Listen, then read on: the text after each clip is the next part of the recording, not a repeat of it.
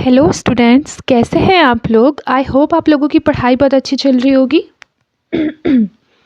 कल हमने जहाँ तक फिनिश किया था आज उसके आगे शुरू करते हैं। तो चलिए आइए देखते हैं पहले क्वेश्चन को कि निम्नलिखित में से कौन सी मिट्टी चाय, कॉफ़ी और काजू उगाने के लिए सबसे उपयुक्त है। ठीक है, तो ये कौन सी होगी बताइए। बिल्कुल सही, लैटेराइट मिट्टी। हमें पता है कि जो लैटेराइट मिट्टी है उसमें चाय, कॉफ़ी और काजू ये तीनों ही क्या होता है, अच्छी मात्रा में उगता है। ठीक है, अब अगले क्वेश्चन की ओर चलते हैं। देखिए, मैच द कॉलम है, इसमें बोल रहा है कि कितने सही सुमेलित है। सबसे पहले हिमालय के भाग दिए हुए हैं और दिए हुए हैं उसकी पर्वत श्रेणियाँ। ठीक है, देखिए ट्रांस हिमालय दिया हुआ है। ट्रांस हिमालय, बताइए ट्रांस हिमालय कहाँ है। देखिए ये क्वेश्चन सबसे पहले ट्रांस हिमालय दिया है। ठीक है, तो ट्रांस हिमालय कंचनजंगा, ट्रांस हिमालय का तो भाग नहीं है। ठीक है, ये किसका है, कंचनजंगा। कंचनजंगा हमें पता है कि वृहद हिमालय का भाग है। ठीक है, और फिर उसके बाद वृहद हिमालय का भाग ये है नामचा बर्फा, बिल्कुल सही है। मध्य हिमालय, धौलाधर, ये भी सही है। लेकिन बाह्य हिमालय का भाग पीर पंजाल नहीं है। ये किसका है बताओ, ये है मध्य हिमालय का। ठीक है, तो इस तरह से ये तो हमारा मैच नहीं है, ये भी नहीं है, ये दोनों मैच है, तो option number B correct answer हो जाएगा। सबसे पहले आप देख लीजिए कि जो हिमालय है वो कितने भागों में विभाजित है। तो देखिए सबसे पहले ट्रांस हिमालय, फिर वृहद हिमालय, फिर मध्य हिमालय। मध्य हिमालय को ही लघु हिमालय भी कहते हैं। फिर शिवालिक, शिवालिक को ही किसे क्या कहते हैं, बाह्य हिमालय कहते हैं। ये क्वेश्चन CGPCS लास्ट ईयर आ चुका है कि जो बाह्य हिमालय है वो किसे कहते हैं, तो वो किसे कहते हैं, शिवालिक को। मैंने अभी बताई, ये NCERT का क्वेश्चन है, 9th के NCERT में है ये क्वेश्चन, एक बार आप देख लीजिएगा। देखिए फिर लिखा है यह दर्रा वृहद हिमालय में भारत एवं पाकिस्तान के मध्य नियंत्रण रेखा पर अवस्थित है। फिर इस दर्रे से होकर मध्य एशिया का मार्ग गुजरता है। शीत ऋतु में बर्फ से ढक जाने के कारण यह व्यापार एवं परिवहन के लिए बंद रहता है। यह कश्मीर घाटी को देवसाई के मैदान से जोड़ता है। तो निम्नलिखित में से किस दर्रे की विशेषताओं को यह स्पष्ट करा। 4 ऑप्शन है, बताइए। रोहतांग, लानक लाल दर्रा और जोजिला दर्रा, फिर बुर्जिल दर्रा दर्रा। ठीक है, तो ये किसके बारे में बता रहा है, ये बता रहा है बुर्जिल दर्रा के बारे में। ऑप्शन नंबर क्या, डी। ठीक है, देखिए सबसे पहले किसी भी क्वेश्चन को जब हम सॉल्व करते हैं तो सबसे इंपॉर्टेंट एक स्टेप मैं आपको बता रही हूँ कि स्टेटमेंट को बहुत ही ध्यान से पढ़ना, ये हमारा सबसे फर्स्ट स्टेप है। ठीक है, उसके बाद फिर हमें देखना है कि क्या हम इसमें से कोई भी ऐसा स्टेटमेंट है जिसको एलिमिनेट कर सकते हैं, तो सबसे पहले वो कीजिए। मतलब ये बहुत इंपॉर्टेंट स्टेप है। ठीक है, किसी भी क्वेश्चन को सॉल्व करने का। आगे बढ़ते हैं।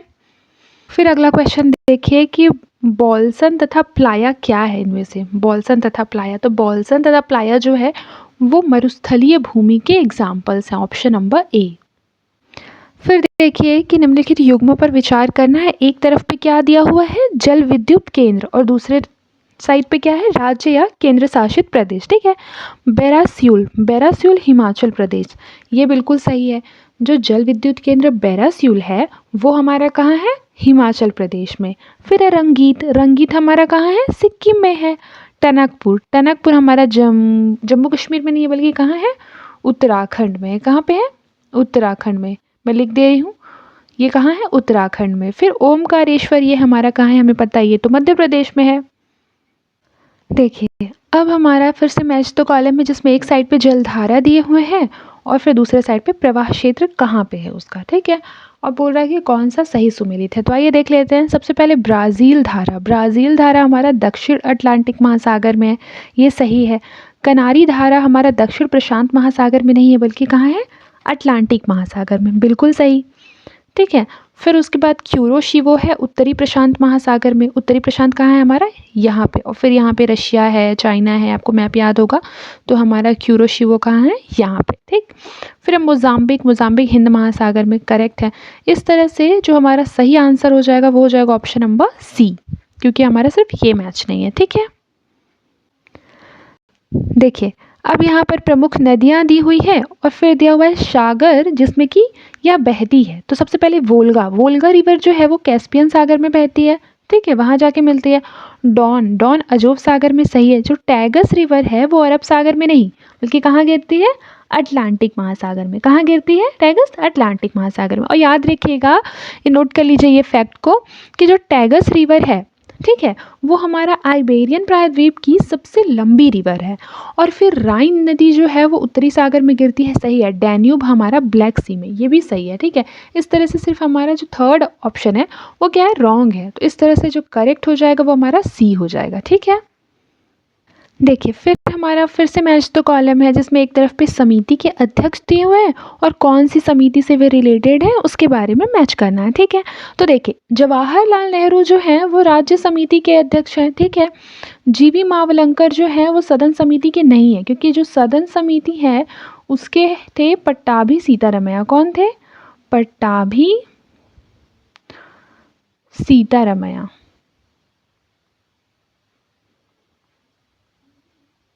ठीक है, फिर हमारा डॉक्टर राजेंद्र प्रसाद दिया हुआ है जो कि प्रक्रिया नियम समिति के, ये सही है। सरदार पटेल का अल्पसंख्यक और जनजातीय मंत्रालय था, ये भी सही है, ये भी सही है, ये भी सही है। ये बस रॉन्ग है। इस तरह से हमारा कितने सही सुमेलित हो जाएंगे? 3, ऑप्शन नंबर सी। देखिए फिर अगला क्वेश्चन क्या बोल रहा है कि भारतीय संविधान के संदर्भ में सैद्धांतिक दूरी की जो अवधारणा है वो किससे संबंधित है? सैद्धांतिक दूरी जो है वो धर्मनिरपेक्षता से संबंधित है। फिर है रोग दिया हुआ है और एक तरफ पे उन्मूलन के लक्ष्य दिए हुए हैं। तो पहला सिकल सेल एनीमिया है, फिर तपेदिक है, फिर लसिका फाइलेरिया है। और उसका उन्मूलन का जो लक्ष्य है वो क्या रखा गया है, इसके बारे में पूछ रहा है। तो देखिए सबसे पहले एक बात बता दूं कि जो सिकल सेल एनीमिया है उसका जो उन्मूलन का लक्ष्य रखा गया है वो कितना रखा गया है? 2047 तक। ठीक है, और तपेदिक जो है यानी कि टीबी जो है हमारा उसके लिए 2025 रखा गया है, सही है। लसिका फाइलेरिया का 2027 सही है। इस तरह से ऑप्शन नंबर सी जो हो जाएगा ये हमारा क्या हो जाएगा, करेक्ट आंसर हो जाएगा। फिर देखिए औपनिवेशिक काल में मतलब औपनिवेशिक काल के दौरान व्हिटली आयोग का जो संबंध है वो किससे था? तो व्हिटली आयोगों का जो संबंध था वो हमारा था बेसिकली श्रम की मौजूदा स्थितियों पर रिपोर्ट प्रस्तुत करने के लिए। ऑप्शन नंबर बी ये इसका करेक्ट आंसर हो जाएगा। ठीक है, फिर अगला क्वेश्चन देखते हैं। देखिए दक्कन विद्रोह के बारे में 3 स्टेटमेंट है, ये पढ़ते हैं। देखिए विद्रोह का जो मुख्य उद्देश्य है वो ब्रिटिश सरकार को अस्थिर करना था। सबसे पहले तो ये रॉन्ग हो जाएगा, क्योंकि दक्कन विद्रोह हमें पता है कि जब साहूकारों का जो मतलब प्रभाव है उनके जो बोलते हैं ना कि उनके अत्याचार जब बढ़ने लगे थे और वो बहुत ज़्यादा ऋण बढ़ाने लग गए थे जो साहूकार थे, उसके विद्रोह में क्या हुआ था? दक्कन विद्रोह हुआ था। ठीक है, तो ये हमारा रॉन्ग हो जाएगा। अब देखिए ऑप्शन में क्या हो जाएगा कि अगर हम एक को एलिमिनेट कर देंगे तो हमारा तो करेक्ट आंसर ऑटोमेटिक बन जाएगा, सी, है ना। इस तरह से भी आप क्वेश्चन को अटेम्प्ट कर सकते हैं। ठीक है, अगर एलिमिनेट हो रहा है तो देखिए आंदोलन को पुनः सार्वजनिक सभा का समर्थन मिला था, ये तो सही है। दक्कन विद्रोह आयोग की स्थापना की गई थी जिसने वर्ष 1878 में ब्रिटिश संसद को एक रिपोर्ट पेश की थी, ये भी सही है। फिर देखिए दिल्ली सल्तनत के दौरान भू राजस्व प्रशासन में सुधारों के संबंध में निम्नलिखित में युग्मों पर से कौन सा सही है? तो देखिए भूमि का प्रकार एक साइड पे दिया हुआ है, दूसरे पे आवंटित। ठीक है, तो देखिए इक्ता हमारा क्या था बताइए? इक्ता सही है क्या कि शाही दरबार का रखरखाव था? नहीं, इक्ता ऐसा नहीं था। इक्ता क्या था कि अधिकारियों को उनकी सेवाओं के बदले एक सौंपी गई भूमि होती थी। ठीक है, मतलब शाही दरबार का रखरखाव इक्ता नहीं होता था। फिर एक खालिसा तो मैं आपको बता दूं कि जो गवर्नमेंट लैंड होते थे ना, मतलब कि बोला जा सकता है कि जो सरकारी घराने में जो ज़मीन होते थे बेसिकली वो होता था खालसा भूमि। ठीक है, फिर उसके बाद है इनाम भूमि धार्मिक नेताओं धार्मिक संस्थानों को सौंपी या दी गई भूमि। ठीक है, इनाम भूमि यही होती थी। तो ये एक तरह से ये सही है, तो ऑप्शन नंबर सी हमारा सही है, बाकी ये दोनों क्या हो जाएगा, रॉन्ग हो जाएगा। फिर देखिए निम्नलिखित कथनों पर विचार करना है। सबसे पहले मुख्यमंत्री राज्य योजना बोर्ड का अध्यक्ष होता है, मुख्यमंत्री, है ना। और मुख्यमंत्री अंतर्राज्य परिषद एवं नीति आयोग का सदस्य होता है। तो जो हमारा करेक्ट आंसर हो जाएगा ये हो जाएगा सी, क्योंकि हमें पता है ये दोनों ही स्टेटमेंट जो है काफ़ी सिंपल और स्टेट वे में दिया गया है और ये दोनों ही सही है। ठीक है,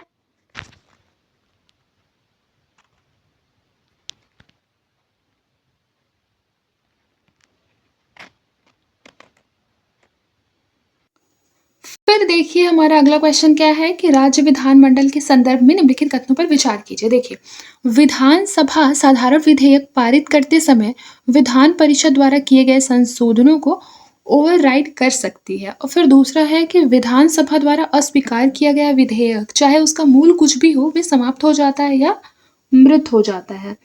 तो इसका जो करेक्ट आंसर हो जाएगा ये हमारा हो जाएगा ऑप्शन नंबर सी, क्योंकि ये दोनों ही स्टेटमेंट क्या है, सही है। देखिए फिर हमारा निम्नलिखित पर विचार करना है। क्या दिया हुआ है, संघ के मंत्री, उपराष्ट्रपति, राष्ट्रपति, नियंत्रक एवं महालेखा परीक्षक और प्रधानमंत्री उपर्युक्त में से कौन कौन पद ग्रहण करने से पूर्व भारत के संविधान के प्रति श्रद्धा और निष्ठा रखने की शपथ लेते हैं। तो ये हमारा राष्ट्रपति को छोड़कर और सारे लोग ही लेते हैं। तो इस तरह से जो करेक्ट आंसर हो जाएगा वो हो जाएगा हमारा ऑप्शन नंबर ए।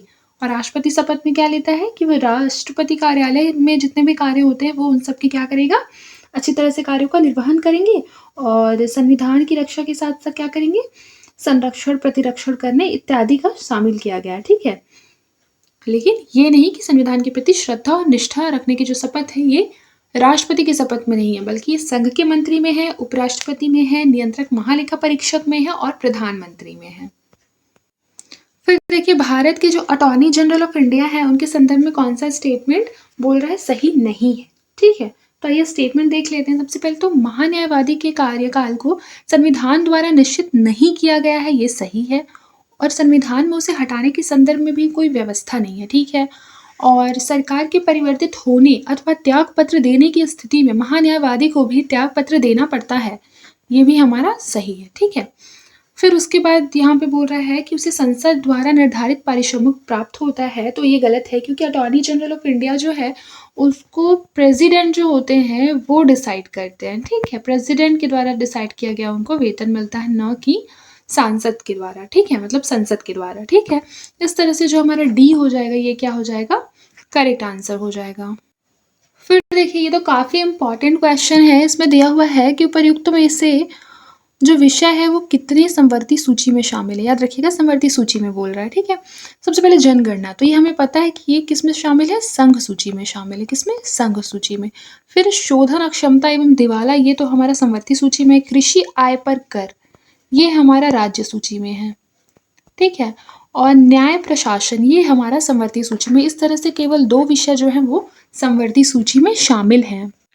फिर देखिए संविधान को एक जीवंत दस्तावेज कहने का क्या अर्थ है। 2 स्टेटमेंट दिए हुए हैं, आइए सबसे पहले देख लेते हैं स्टेटमेंट क्या कह रहा है। देखिए, किसी भी जीवित प्राणी की तरह यह दस्तावेज भी समय समय पर पैदा होने वाली परिस्थितियों के अनुरूप कार्य करता है। ठीक है, फिर किसी जीवित प्राणी की तरह यह भी अनुभव से सीखता रहता है। ठीक है, कौन, जीवंत दस्तावेज, संविधान। ठीक है, ऑप्शन नंबर सी जो हो जाएगा ये इसका करेक्ट आंसर हो जाएगा, क्योंकि जो दोनों स्टेटमेंट है वो सही है। फिर जो है अंतःकरण की स्वतंत्रता और धर्म को मानने, आचरण करने एवं प्रचार करने की स्वतंत्रता के अधिकार की जो गारंटी है निम्नलिखित में से किस अनुच्छेद के अंतर्गत दी गई है, तो ये दी गई है अनुच्छेद 25(1) के तहत। देखिए फिर ये क्वेश्चन क्या कह रहा है, ये कह रहा है कि एक तरफ पे अनुच्छेद दिया हुआ है और दूसरे तरफ पे क्या दिए हुए हैं, विषय वस्तु दिए हुए हैं। सबसे पहले दिया हुआ है अनुच्छेद 159। अनुच्छेद 159 में क्या दिया हुआ है कि राज्यपाल को क्षमादान आदि की शक्ति। तो ये गलत है, क्योंकि हमें पता है कि आर्टिकल जो 159 है उसमें प्रेसिडेंट का क्या दिया हुआ है, बताइए प्रेसिडेंट का क्या दिया हुआ है, गलत, उसमें दिया हुआ है राज्यपाल द्वारा शपथ ग्रहण। ठीक है, और आर्टिकल 161 में क्या दिया हुआ है बताइए, 161 में क्या दिया हुआ है हमारा, राज्यपाल का क्षमादान। और आर्टिकल 123 में बताइए क्या दिया हुआ है, बिल्कुल सही, ये दिया हुआ है प्रेसिडेंट की अध्यादेश की शक्ति। ठीक है, तो ये भी हमारा रॉन्ग हो गया। इस तरह से कौन से सुमेलित नहीं है, तो तीनों, ऑप्शन नंबर डी। फिर देखिए कि यदि किसी सदन का एक सदस्य दूसरे सदन का भी सदस्य चुन लिया जाता है तो वह पहले वाले सदन में उसका पद रिक्त हो जाता है। ठीक है, अब दूसरा स्टेटमेंट पढ़िए, यदि कोई व्यक्ति एक ही सदन में 2 सीटों पर चुना जाता है तो उसे स्वेच्छा से एक सीट छोड़ देनी चाहिए, अन्यथा क्या होता है, दोनों सीट रिक्त हो जाता है। तो ये क्या हो जाएगा हमारा, रॉन्ग हो जाएगा। कैसे रॉन्ग हो जाएगा दोनों, बताइए कैसे रॉन्ग हो जाएगा, आइए एक्सप्लेनेशन देखते हैं। देखिए यहाँ पर क्या पूछ रहा है, सही पूछ रहा है। ठीक है, तो ये दोनों ही स्टेटमेंट क्या हो जाएगा हमारा, सही हो जाएगा। इस तरह से जो ऑप्शन नंबर सी हो जाएगा वो क्या हो जाएगा हमारा, करेक्ट आंसर हो जाएगा। कैसे, देखिए जैसे फॉर एग्जाम्पल यहाँ पे बोल रहा है कि यदि किसी सदन का एक सदस्य दूसरे सदन का भी सदस्य चुन लिया गया है तो पहले सदन में उसका पद क्या हो जाएगा, खाली हो जाएगा, जिसमें वो पहले चुना गया था उसमें। ठीक है, फिर दूसरा है कि यदि कोई व्यक्ति एक ही सदन में अगर 2 सीटों पर चुना जाएगा तो एक सीट को क्या करना होगा, उसको अपनी स्वेच्छा से छोड़ना होगा, अन्यथा दोनों सीटों पर क्या हो जाएगा, उसका सीट रिक्त हो जाएगा। ठीक है,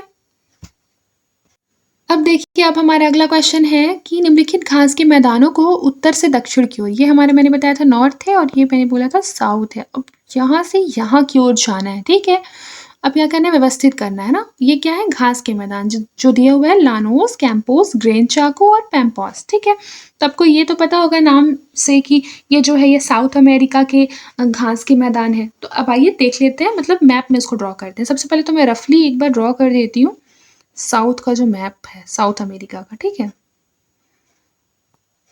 ये मेरा मैप बन गया है, बहुत ही गंदा बना है बट ठीक है समझने के लिए। देखिए, ये यहाँ पर हमारा क्या हो जाएगा, लानोस हो जाएगा। मैं लानोस को एल लिख रही हूँ। ठीक है, देख लीजिएगा। फिर कैंपोस कहाँ है बताइए, बिल्कुल सही, कैंपोस जो है वो हमारा यहाँ पर हो जाएगा सी। फिर दिया हुआ है ग्रेन चाको, ग्रेन चाको तो ये हमारा ये मिडिल में है, ग्रेन चाको को मैं जी लिख दे रही हूँ।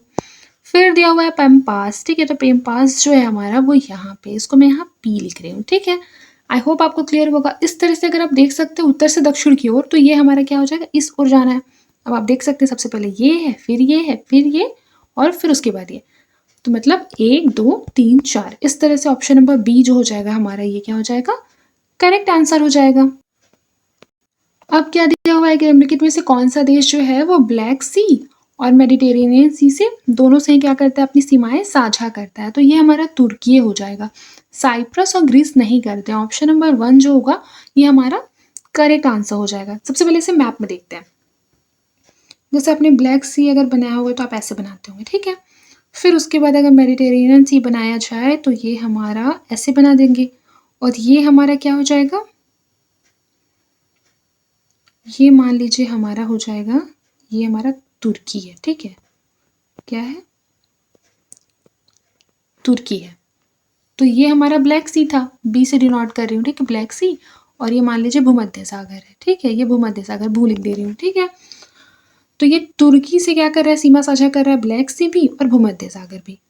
और जो साइप्रस है वो हमारा केवल भूमध्य सागर से करता है, क्योंकि ये साइप्रस है यहाँ पे। ठीक, और फिर क्या दिया हुआ है, ग्रीस दिया हुआ है। ठीक है, देखिए सबसे पहले तो ग्रीस अगर मैं बोलूँ तो ग्रीस जो है वो हमारा ये भूमध्य सागर, ये यहाँ पे ग्रीस है। ठीक है, यहाँ मैं जी लिख देती हूँ।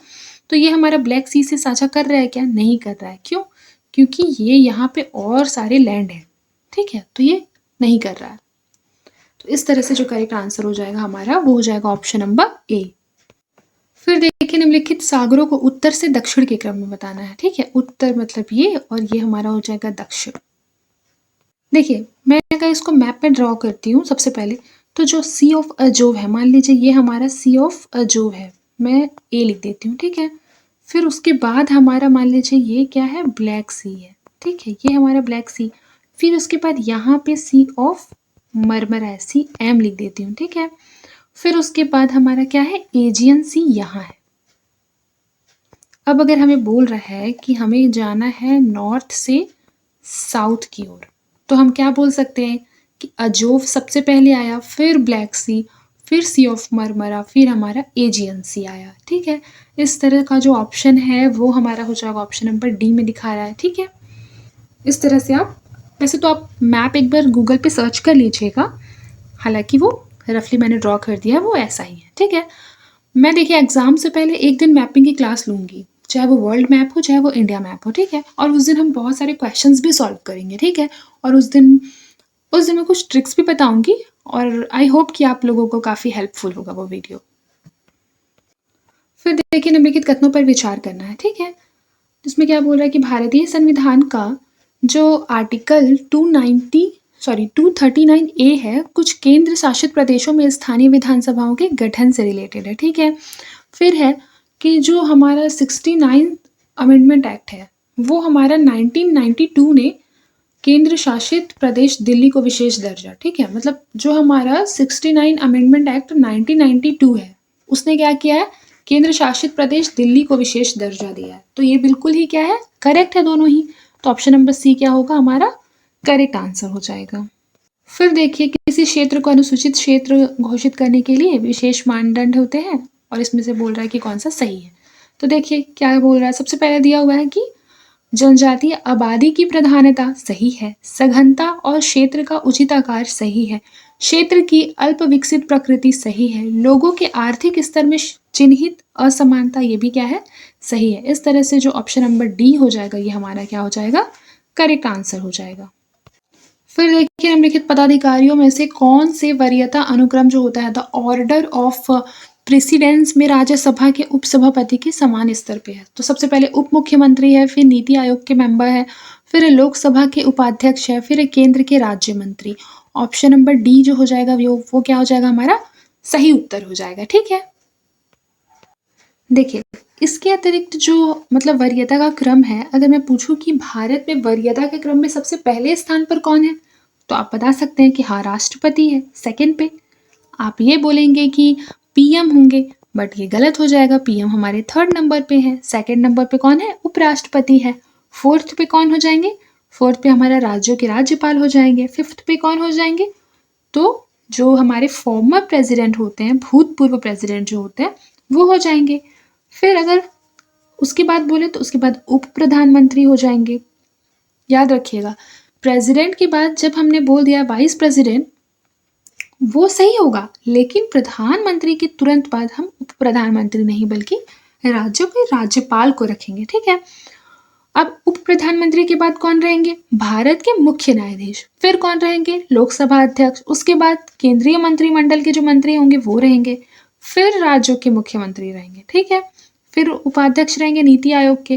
फिर भूतपूर्व प्रधानमंत्री रहेंगे। फिर राज्यसभा और लोकसभा के विपक्ष के नेता रहेंगे।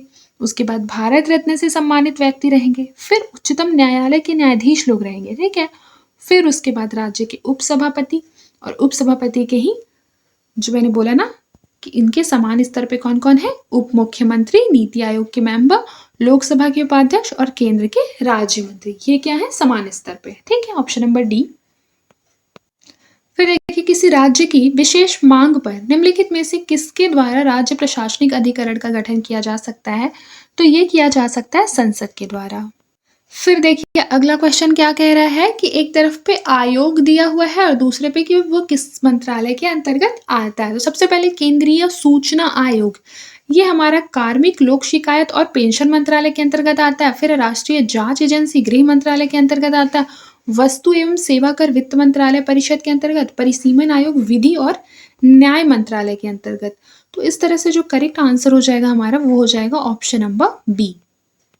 देखिए फिर निम्नलिखित में से कौन से प्रावधान राज्य के नीति निदेशक तत्वों में निहित है। सबसे पहले तो राज्य आय, परिस्थिति, सुविधाओं और अवसरों की असमानता को कम करने के लिए क्या करेंगे, कार्य करेंगे। फिर सभी नागरिकों के लिए आजीविका के पर्याप्त साधन प्राप्त करने के अधिकार को सुरक्षित करना, समान न्याय और निःशुल्क विधि सहायता को प्रोत्साहन देना। फिर ग्रामीण क्षेत्रों में व्यक्तिगत या सहकारी आधार पर कुटीर उद्योगों को क्या करना, प्रोत्साहन देना। ऑप्शन नंबर डी जो हो जाएगा ये इसका करेक्ट आंसर हो जाएगा। फिर देखिए हमारा अगला क्वेश्चन क्या बोल रहा है कि संवैधानिक विशेषताएं और कौन से देश से लिया गया वो बोल रहा है। ठीक है, तो राष्ट्रपति पर जो महाभियोग है, ठीक है, वो कहाँ से लिया गया है, अमेरिका से लिया गया है, मतलब यूएस से। ठीक है, आपातकाल में मौलिक अधिकार जो है उनका स्थगन हो जाएगा, ये कहाँ से लिया गया है बताइए। बिल्कुल करेक्ट, ये लिया गया हमारा जर्मनी से। ठीक है, जर्मनी के संविधान को क्या बोलते हैं, वीमर कॉन्स्टिट्यूशन। ठीक है, फिर एकल नागरिकता ब्रिटेन से, और संसद के दोनों सदनों की संयुक्त बैठक होगी, ये हमारा लिया गया है कहाँ से बताइए। बिल्कुल करेक्ट, ये लिया गया है ऑस्ट्रेलिया से। इस तरह से ऑप्शन नंबर बी जो हो जाएगा क्या हो जाएगा हमारा, ये करेक्ट आंसर हो जाएगा। फिर देखिए हमारा अगला क्वेश्चन क्या है, देखिए निम्नलिखित में से कौन सा या कौन से भारतीय संविधान के संघात्मकता के लक्षण है। ठीक है, तो आइए देखते हैं। सबसे पहले ऑप्शन में क्या है, दोहरी शासन व्यवस्था, दूसरा है शक्तियों का विभाजन और तीसरा है राज्यपालों की नियुक्ति। ठीक है, तो सबसे पहले देखिए राज्यपालों की जो नियुक्ति है वो संघात्मकता के लक्षण नहीं है, लेकिन दोहरी शासन व्यवस्था संघात्मकता के लक्षण है, और शक्तियों का विभाजन। ठीक है, तो इस तरह से जो करेक्ट आंसर हो जाएगा हमारा वो हो जाएगा ऑप्शन नंबर सी। और मैं बता दूं कि जो राज्यपाल की नियुक्ति होती है वो संविधान की एकात्मकता की विशेषता मानी जाती है। फिर देखिए कि भारतीय संविधान के जो 73वां संविधान संशोधन एक्ट है 1992, उसके अंतर्गत निम्नलिखित में से कौन से अनिवार्य उपबंध के रूप में जाने जाते हैं। तो आइए इसे देख लेते हैं। सबसे पहले तो ग्राम सभा का गठन, बिल्कुल सही। ST SC जो समुदाय हैं उनको आरक्षण देना, ये भी सही है। पंचायतों को वित्तीय अधिकार सौंपना, ये क्या हो जाएगा, ये हमारा रॉन्ग हो जाएगा, ठीक है। क्योंकि पंचायतों को जो वित्तीय अधिकार सौंपने का जो दायित्व है वो बेसिकली क्या है, अनिवार्य उपबंध में नहीं आता है, वो हमारा स्वैच्छिक प्रावधान है, ठीक है। तो ये रॉन्ग हो जाएगा। इस तरह से ऑप्शन नंबर सी जो हो जाएगा हमारा क्या हो जाएगा, सही उत्तर हो जाएगा। फिर देखिए, भारत में सहकारी समिति को किस संविधान संशोधन द्वारा अंतः स्थापित किया गया है? तो ये ऑप्शन नंबर बी जो हो जाएगा 97 संविधान संशोधन एक्ट, इसके द्वारा क्या किया गया है, अंतः स्थापित किया गया है। फिर देखिए, निम्नलिखित में से कौन संघीय व्यवस्था की महत्वपूर्ण विशेषताएं हैं, संघीय व्यवस्था की, ठीक है। तो आइए देखते हैं। सबसे पहले तो 2 या 2 से अधिक स्तरों वाली सरकार, ये सही हो जाएगा। फिर कानून बनाने, कर वसूलने और प्रशासन का अपना अपना अधिकार, ये भी सही है। संविधान द्वारा सरकार के हर स्तर के अस्तित्व और प्राधिकरण की गारंटी एवं सुरक्षा, ये भी सही है। फिर सरकार की केंद्रीय सरकार के प्रति जवाबदेह, अच्छा सॉरी, राज्य सरकार की केंद्रीय सरकार के प्रति जो जवाबदेह है वो, तो ये संघीय व्यवस्था की महत्वपूर्ण विशेषता नहीं है, ठीक है। तो इस तरह से जो हमारा जो करेक्ट आंसर हो जाएगा वो कौन सी हो जाएगा, ये हमारा हो जाएगा option number C, only 1, 2 and 3। और राज्य सरकार का केंद्रीय सरकार को केंद्रीय सरकार के प्रति जवाबदेह होना, ये हमारा एकात्मक संविधान की विशेषताएं हैं, ठीक है। फिर देखिए, केंद्रीय सतर्कता आयोग के संदर्भ में निम्नलिखित में से कौन सा जो स्टेटमेंट है वो सही है? तो सबसे पहले लिखा है कि इसके गठन की सिफारिश जो है संथानम समिति ने की थी, केंद्रीय सतर्कता आयोग, बिल्कुल करेक्ट है। फिर केंद्रीय सतर्कता आयोग केंद्र सरकार में भ्रष्टाचार नियंत्रण हेतु एक सांविधिक निकाय है, सही है। केंद्रीय सतर्कता आयोग एक बहुसदस्यीय निकाय है जिसमें एक केंद्रीय सतर्कता आयुक्त होते हैं, मतलब जो अध्यक्ष होते हैं वो, और 2 या उससे भी कम सतर्कता आयुक्त क्या होते हैं, शामिल होते हैं। तो ऑप्शन नंबर डी बिल्कुल करेक्ट हो जाएगा, क्योंकि ये तीनों ही स्टेटमेंट क्या है, सही है। फिर देखिए, संघ लोक सेवा आयोग के संदर्भ में निम्नलिखित कथनों में से कौन सा जो कथन है वो सही है? तो आइए सबसे पहले देख लेते हैं। संविधान ने आयोग के लिए 9 सदस्य और 1 अध्यक्ष की सदस्य संख्या निर्धारित की है, ठीक है। तो ये हमारा सही नहीं है, क्योंकि सामान्यतः आयोग में अध्यक्ष सहित 9 से 11 सदस्य होते हैं, ठीक है। 9 सदस्य और 1 अध्यक्ष है, तो ये ऐसा निर्धारित नहीं किया गया है, सामान्यतः होते हैं, बाकी ऐसा संविधान में नहीं छोड़ा गया है। इस चीज को किसके ऊपर छोड़ा गया है, तो राष्ट्रपति के स्वविवेक के ऊपर छोड़ा गया है। संविधान पर ऐसा ये नहीं छोड़ा गया था कि संविधान ने ऐसा किया है, ठीक है। आयोग की संख्या निर्धारित की है, ऐसा कुछ नहीं है। किसने किया है बताइए, प्रेसिडेंट। फिर दूसरा स्टेटमेंट क्या कह रहा है, आराम से पढ़िए। आयोग के आधे सदस्य ऐसे व्यक्ति होने चाहिए जो कम से कम 10 वर्षों तक संघ सरकार या किसी राज्य सरकार में किसी पद पर रहे हो। तो ये जो हमारा हो जाएगा ये सही हो जाएगा। इस तरह से ऑप्शन नंबर बी क्या होगा, सही उत्तर होगा। अब देखिए, अगला क्वेश्चन क्या कह रहा है कि भारतीय संसद की जो संप्रभुता है उस पर निम्नलिखित में से कौन सी सीमाएं हैं? तो उस पर कौन कौन सी सीमाएं हैं, आइए इसे देख लेते हैं। तो सबसे पहले मौलिक अधिकार है, न्यायिक पुनर्विलोकन है, मौलिक कर्तव्य क्या है, नहीं है, सीमा नहीं है मौलिक कर्तव्य, ठीक है। क्योंकि मौलिक कर्तव्य जो होते हैं, मैंने वो आपको पहले भी बताया, वो अप्रवर्तनीय होते हैं, ठीक है। और मौलिक अधिकार क्या होते हैं, प्रवर्तनीय होते हैं। प्रवर्तनीय यानी कि कानून की सहायता से क्या कर सकते हैं, उसके खिलाफ हम कोर्ट में जाकर लड़ सकते हैं। लेकिन जो मौलिक कर्तव्य होते हैं और नीति निर्देशक तत्व, वो सभी अप्रवर्तनीय होते हैं। फिर देखिए, फिर क्या है, संघवाद, ये भी सही है, ये भी सीमा है। और लिखित संविधान भी भारतीय संसद की संप्रभुता के लिए क्या है, सीमा है। तो इस तरह से जो हमारा सही उत्तर होगा वो हमारा ऑप्शन नंबर सी हो जाएगा। क्या हो जाएगा, ऑप्शन नंबर सी। फिर देखिए, अगला क्वेश्चन है कि भारत के परिसीमन आयोग के संदर्भ में निम्नलिखित कथनों पर विचार करना है, ठीक है। सबसे पहले तो यह भारत सरकार द्वारा स्थापित एक सांविधिक निकाय है, और दूसरा दिया हुआ है कि इसके आदेशों पर सर्वोच्च न्यायालय के समक्ष प्रश्न उठाया जा सकता है, ठीक है। तो देखिए, हमारा फर्स्ट है जो ऑप्शन की सांविधिक निकाय है परिसीमन आयोग, सही है। लेकिन इसके आदेशों पर सर्वोच्च न्यायालय के समक्ष प्रश्न उठाया जा सकता है, ये जो है ये गलत है। क्योंकि किसी भी अदालत के समक्ष क्या होता है, इसके आदेशों के खिलाफ प्रश्न नहीं उठाया जा सकता है, ठीक है। तो इस तरह से जो करेक्ट आंसर हो जाएगा वो हो जाएगा ऑप्शन नंबर ए। फिर देखिए, भारत के निम्नलिखित क्षेत्रों में से किनमें या किनमें प्राकृतिक गैस के संसाधन पाए जाते हैं? तो ये पाए जाते हैं हमारा पूर्वी क्षेत्र असम, फिर है कृष्णा कावेरी बेसिन में, और पश्चिम में गुजरात एवं Mumbai high. Option number D, ठीक है, मतलब ऑल। फिर देखिए हमारा अगला क्वेश्चन क्या है कि कौन से कारक जो है मृदा निर्माण की प्रक्रिया को नियंत्रित करते हैं? तो मृदा निर्माण को नियंत्रित करने के लिए जलवायु का भी रोल होता है, स्थलाकृति के भी रोल होते हैं, और मूल पदार्थ या शैल के भी, और जैविक गतिविधियों के भी। इस तरह से ऑप्शन नंबर डी जो हो जाएगा ऑल, ये हमारा क्या हो जाएगा, करेक्ट आंसर हो जाएगा। फिर देखिए कि निम्नलिखित कथनों पर विचार कीजिए। क्या दिया हुआ है? सबसे पहले दिया हुआ है कि इसमें बोल रहा है कि उपर्युक्त में से कौन सा या कौन से अवनलिका अपरदन से प्रभावित वृहद क्षेत्रों में शामिल है? आइए स्टेटमेंट पढ़ते हैं एक बार। क्या दिया हुआ है पहले में कि पंजाब में शिवालिक हिमालय के दक्षिणी ढाल, हाँ, ये अवनलिका अपरदन से क्या है, प्रभावित है। फिर है छोटा नागपुर प्रदेश और राजमहल पहाड़ियों के कुछ भाग, ये भी सही है। फिर है गुजरात में खंभात की खाड़ी के पूर्व तथा उत्तर पूर्व में स्थित क्षेत्र, ये भी हमारा सही है। चंबल तथा उसकी सहायक नदियों के मध्यवर्ती एवं निचले मार्ग तथा चंबल यमुना दोआब, ये भी क्या हो जाएगा, हमारा सही हो जाएगा। तो इस तरह से ऑप्शन नंबर डी क्या हो जाएगा, हमारा सही आंसर हो जाएगा। फिर हमारे अगले क्वेश्चन की ओर चलते हैं। यहाँ पे बोल रहा है कि लवणीय मृदा का अधिकतर प्रसार जो है पश्चिमी गुजरात एवं पूर्वी तट के रन में भी लवणीय मृदा का प्रसार जो है वो पाया जाता है, ठीक है, जिसके लिए उत्तर पूर्वी मानसून प्रमुख रूप से उत्तरदायी है। तो आधा स्टेटमेंट सही है, लेकिन ये हमारा क्या हो जाएगा, रॉन्ग हो जाएगा, क्योंकि उत्तर पूर्वी मानसून तो इस ओर से आएगी, ये हमारा गलत हो जाएगा। जैसे ये भारत का क्षेत्र है तो उत्तर पूर्वी इस साइड से आएगी ना, लेकिन ये जो हमारा जो क्षेत्र की बात हो रही है पश्चिमी गुजरात है, ये वाला क्षेत्र मतलब यहाँ है, तो इसके लिए हमारा क्या होगा, दक्षिण पश्चिम मानसून जो होगा ये हमारा उत्तरदायी होगा, ठीक है, दक्षिण पश्चिम मतलब साउथ वेस्ट, ठीक है। तो इस तरह से ये हमारा रॉन्ग हो गया। अब अगली स्टेटमेंट को पढ़ते हैं।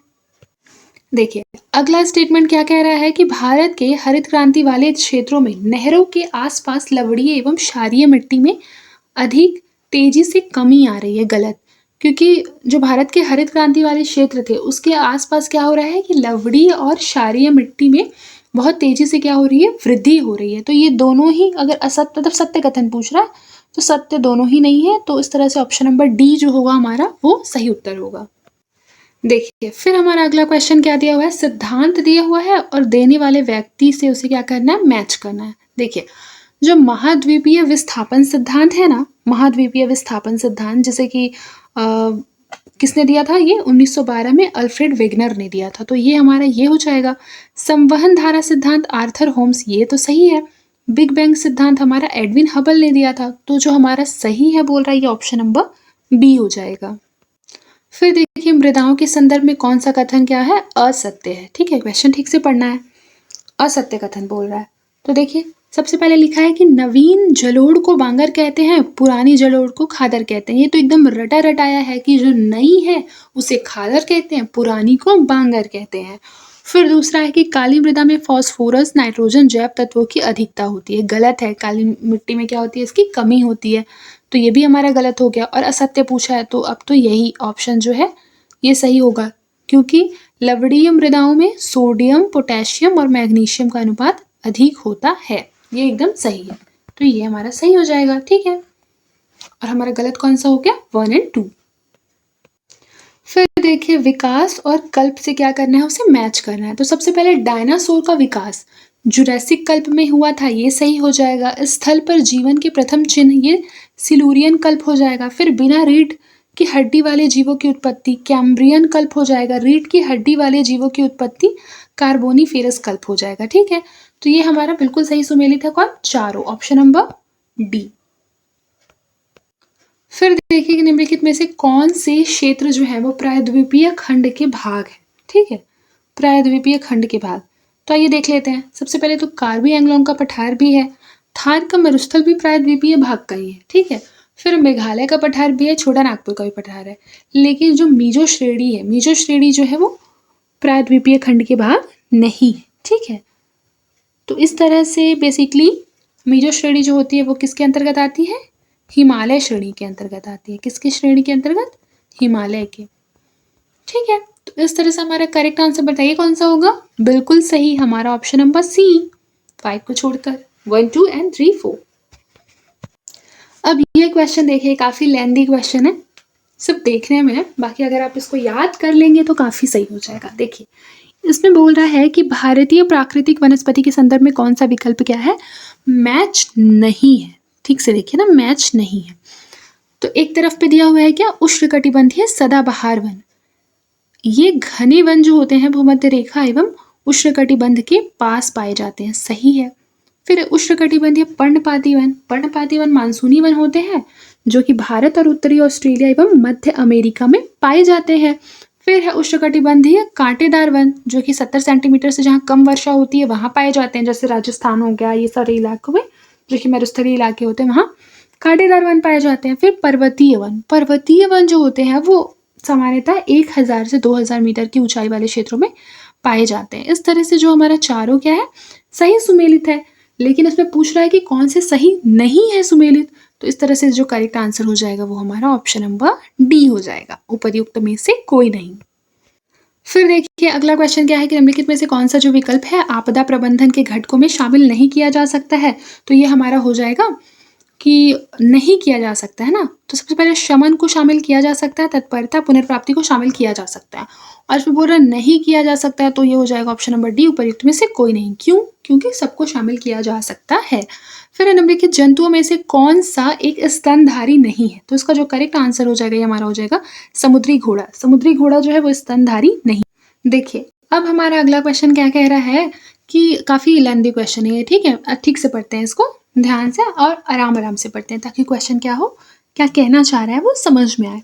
देखिए, भारत की 2/3 आबादी कृषि गतिविधियों में लगी हुई है या प्राथमिक गतिविधियां, बिल्कुल सही। जो उद्योगों के लिए खाद्यान्न कच्चे माल का उत्पादन करती है, इसी संदर्भ में मक्का को एक प्रमुख खाद्य फसल के रूप में माना जाता है, और इसके संबंध में 4 स्टेटमेंट है और बोल रहा है कि कौन से कारक मृदा निर्माण की प्रक्रिया को नियंत्रित करते हैं। देखिए, सबसे पहले तो मक्का के उत्पादन के लिए 27 से 32 डिग्री थोड़ा ज़्यादा, मतलब कि ये जो टेम्परेचर है वो बिल्कुल सही नहीं है, ये ज़्यादा टेम्परेचर हो जाएगा। उसके लिए ज़रूरत है लगभग 21 डिग्री सेंटीग्रेड की, ठीक है, मक्का के लिए। फिर भारत दुनिया भर में 7वां सबसे बड़ा उत्पादक देश है मक्का का, सही है। फिर शीर्ष मक्का उत्पादक राज्यों में किसका स्थान है, कर्नाटका का, और मक्का के लिए लगभग 100 सेंटीमीटर वर्षा से ज़्यादा वर्षा की ज़रूरत होती है, ठीक है, ना कि 50 से 100 सेंटीमीटर, तो ये भी हमारा रॉन्ग हो जाएगा, ठीक है। इस तरह से बोल रहा है कि सही, तो ये हमारा केवल 2। फिर देखिए, निम्नलिखित में से किस देश के समूह को एक साथ इबेरिया कहा जाता है, ठीक है, काफ़ी अच्छा क्वेश्चन है। तो इबेरिया किसे कहा जाता है बताइए। देखिए, इबेरिया जो स्थान है उसमें बेसिकली स्पेन और पुर्तगाल के बीच का क्षेत्र आता है। स्पेन पुर्तगाल तो हालांकि साथ में ही है, जैसे कि ये हमारा स्पेन हो गया, ये हमारा पुर्तगाल हो गया, ठीक है। तो ये इन दोनों के बीच का जो क्षेत्र है उसमें कि जितने ज़्यादा क्षेत्र हैं, जैसे फॉर एग्जांपल के लिए हो गया अंडोरा या जिब्राल्टर और दक्षिणी फ्रांस भी तो हमारे यहाँ पे हो जाएगा, है ना। स्पेन, फ्रांस, ये हमारा फ्रांस हो गया, मान लीजिए ये हमारा हो गया पुर्तगाल, ये हो गया स्पेन। तो अब क्या हो गया हमारा, ये बीच का जो क्षेत्र होगा ये हमारा इबेरिया क्षेत्र होगा। और ऑप्शन में तो हमें कोई भी ऐसा कुछ दिखाई नहीं दे रहा है, ठीक है। अगर यहाँ पे एक तरह से सही हो भी सकता था, बट क्या है, ये ऑप्शन में है भी नहीं और यहाँ पर स्पेन छूटा हुआ है। तो इस तरह से उपर्युक्त चारों विकल्प में से कोई भी सही नहीं है, ऑप्शन नंबर डी। देखिए, महाद्वीपीय मग्न तट जो होता है उसके बारे में कौन सा स्टेटमेंट सही नहीं है पूछ रहा है ना। तो सबसे पहले ये स्टेटमेंट पे नजर डालते हैं। लिखा है कि इनका महाद्वीपीय ढालों की ओर आकस्मिक पतन होता है महाद्वीपीय मग्न तट में, तो ऐसा नहीं है। मैंने आपको बताया है कि जो महाद्वीपीय मग्न तट होता है ना, बेसिकली उसमें मंद ढाल वाला समुद्री विस्तार होता है। तो आकस्मिक पतन कैसे हो सकता है अगर मंद ढाल है तो ये तो ऑलरेडी रॉन्ग हो गया। तो यही हमारा क्या हो जाएगा, करेक्ट आंसर हो जाएगा। फिर देखिए कि निम्नलिखित में से कौन सा कारक जो है वो महाद्वीपीय धाराओं को क्या करता है, प्रभावित करता है। तो महाद्वीपीय धाराओं को कौन सा प्रभावित करेगा, सबसे पहले पवन तनाव करेगा, दाब प्रवणता करेगा, तटीय स्थलाकृति और नीतल उच्चवच करेगा और लवणता करेगा। इस तरह का जो भी मतलब क्वेश्चन रहता है ना, जनरली उसका आंसर जो होता है ऑल ही होता है। क्योंकि देखिए, सबसे पहली बात तो बहुत से ऐसे कारक हो सकते हैं जो हम जाने या ना जाने, लेकिन वो इम्पैक्ट कुछ ना कुछ मात्रा में, भले वो 0.1% ही इम्पैक्ट क्यों ना डाले, लेकिन वो इम्पैक्ट डालते हैं। तो इस तरह से क्या हो जाते हैं, वो जब भी ऐसा वाला क्वेश्चन आएगा कि क्या चीज़ उसको इम्पैक्ट करता है और क्या इम्पैक्ट कर सकता है, इस तरह वाले क्वेश्चन में जनरली क्या होता है, ऑल ही आंसर होता है। फिर देखिए अगला क्वेश्चन है कि निम्नलिखित में से ज्वार भाटा का क्या कारण है? तो चंद्रमा का गुरुत्वाकर्षण बल है, सूर्य का गुरुत्वाकर्षण बल है, अब केंद्रीय बल है, ठीक है। पृथ्वी का जो गुरुत्वाकर्षण बल है वो ज्वार भाटा का रीजन नहीं है, तो इस तरह से correct answer option number A होगा। फिर देखिए निम्नलिखित में से कौन सा जो कथन है वो प्रवाल भित्ति के संदर्भ में क्या है, सही नहीं है। तो प्रवाल भित्ति के संदर्भ में कौन सा कथन सही नहीं है, सबसे पहले तो देख लीजिए कि सही कौन सा है, ठीक है। तो इस तरह से हमें चारों स्टेटमेंट पहली बार पढ़ना होगा। देखिए, इसे उथले खारे पानी की आवश्यकता होती है लेकिन 50 मीटर से अधिक की गहराई पर नहीं, ये सही है। प्रकाश संश्लेषण की सहायता के लिए इसे बहुत धूप की आवश्यकता होती है, सही है। फिर इसे 23 डिग्री से 25 डिग्री सेंटीग्रेड के बीच गर्म पानी की आवश्यकता होती है, सही है। प्रवाल ताजे पानी में प्रचुर मात्रा में विकसित हो सकता है, ताजे पानी में प्रचुर मात्रा में। देखिए, प्रवाल को जीवित रहने के लिए किसकी जरूरत होती है, खारे पानी की आवश्यकता होती है, परंतु पानी और नमक के अनुपात में एक निश्चित संतुलन की भी आवश्यकता होती है। यही रीजन है कि जो प्रवाल होते हैं वो उन क्षेत्रों में जीवित नहीं रहते हैं जहाँ की नदियां समुद्र में मीठे पानी को स्रावित करती होगी, ठीक है। मतलब ज्यादा मीठे पानी में क्या होता है, प्रवाल जीवित नहीं रहते हैं। तो इस तरह से जो हमारा सही नहीं होगा ये हमारा हो जाएगा ऑप्शन नंबर डी। फिर देखिए निम्नलिखित में से किस क्षेत्र में पूरा पाषाण काल, मध्य पाषाण काल, नवपाषाण काल के अवशेष एक क्रम में पाए गए हैं? तो उसका जो करेक्ट आंसर हो जाएगा ये हो जाएगा बेलन घाटी, ठीक है। बेलन घाटी, सिंगरौली घाटी, चंदौली, चकिया, विंध्य क्षेत्र एवं नर्मदा घाटी से पूरा पाषाण, मध्य पाषाण और नवपाषाण काल के क्या होते हैं, अवशेष मिले हैं। फिर उत्खनित प्रमाणों के अनुसार पशुपालन का जो प्रारंभ है वो कहाँ हुआ था? तो पशुपालन का जो आरंभ है, मैंने ये पहले भी पढ़ाया था, ये हुआ था मध्य पाषाण काल में, ऑप्शन नंबर डी। देखिए बोल रहा है कि किस धर्म को राष्ट्रकूटों का संरक्षण प्राप्त था? तो राष्ट्रकूटों का जो संरक्षण प्राप्त था वो था जैन धर्म को। फिर देखिए अगला क्वेश्चन क्या है कि अभिकथन दिया हुआ है कि भारतीय संविधान जो है अर्धसंघात्मक है, और दूसरा है कि भारतीय संविधान में संघात्मक के साथ साथ एकात्मक की भी विशेषताएं हैं। तो ये दोनों ही सत्य है और दोनों क्या कर रहा है, सही व्याख्या भी कर रहा है, ठीक है। फिर देखिए निम्नलिखित में से कौन सा एक अधिकार राष्ट्रीय आपातकाल तक में समाप्त या सीमित नहीं किया जा सकता है? तो उसका जो करेक्ट आंसर हो जाएगा वो हमारा हो जाएगा ऑप्शन नंबर बी, क्योंकि राष्ट्रीय आपातकाल के समय जो जीवन का अधिकार है यानी आर्टिकल कौन सा बताइए, 21, ये क्या समाप्त नहीं किया जा सकता है, ठीक है। तो इस तरह से करेक्ट आंसर क्या मैंने बोला, ऑप्शन नंबर बी।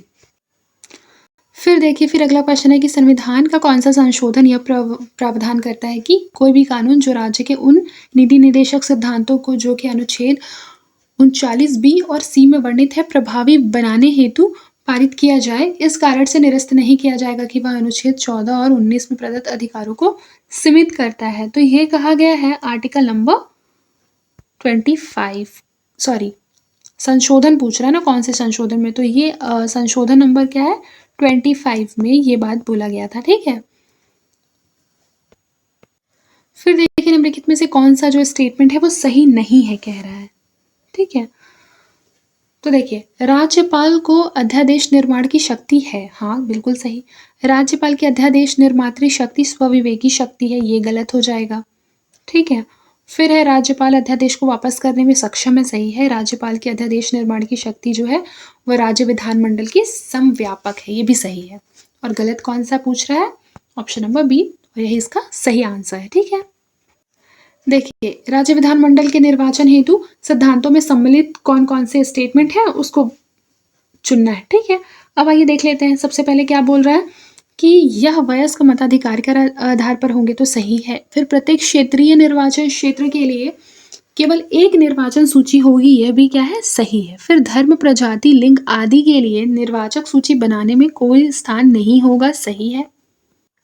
फिर है कि राजनीतिक दलों को अपने स्वयं के मानक स्थापित करने की स्वतंत्रता होगी, तो ये रॉन्ग है, ठीक है। इस तरह से जो करेक्ट आंसर हो जाएगा हमारा ऑप्शन नंबर सी हो जाएगा, ठीक है। क्योंकि राजनीतिक दलों को अपने मानक स्थापित करने के लिए कोई भी स्वतंत्रता का नियम बनाने की, मतलब स्वतंत्र मानक स्थापित करने के लिए क्या है, स्वतंत्रता प्राप्त नहीं है, ठीक है। आज के लिए बस इतना ही, मिलते हैं नेक्स्ट क्लास में। तब तक के लिए अपना ख्याल रखिए और मन लगाकर पढ़ाई करते रहिए।